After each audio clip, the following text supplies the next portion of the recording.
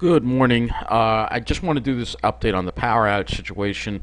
Long Island, fortunately, we're doing very well. Only 227 people without power. But a lot of other areas are doing a lot worse. And most of these outages are heat related. So we're going to go now to the JCP and L outage map. You can see 2,151 outages. And it looks like we have two large ones still in Toms River and Brick. So this area is still dealing with power outages, and this area will still get very hot today as a result of this. So we still have these two outages here that are affecting the one in Toms River and one in Lakehurst as well. So that are affecting 100 to 500 people, and it seems like most of the outages are clustered around the Jersey Shore area here, Brick Township, Toms River.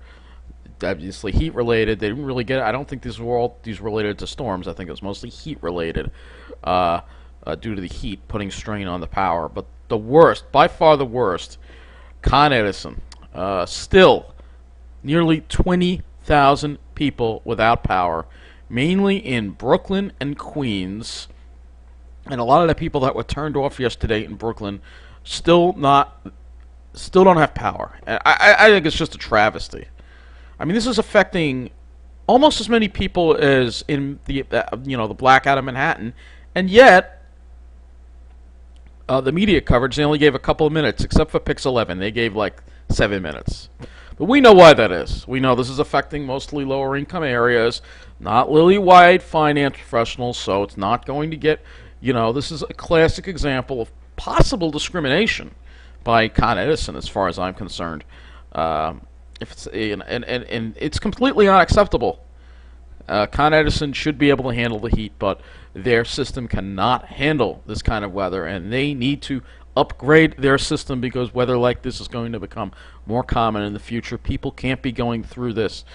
You can see where most of the outages are on the Con Edison map. They're in Queens, and they're in southeast Brooklyn. Hardly any outages in the wealthier parts of Brooklyn. Notice that. Hardly any outages in Manhattan either.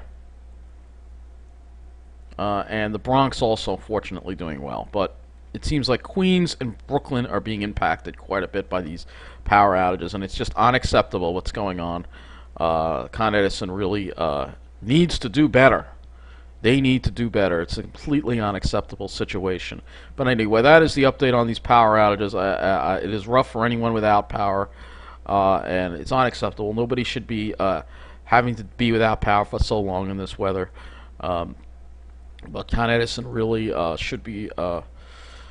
something is going to have to be done about Con Edison. That's all I have to say.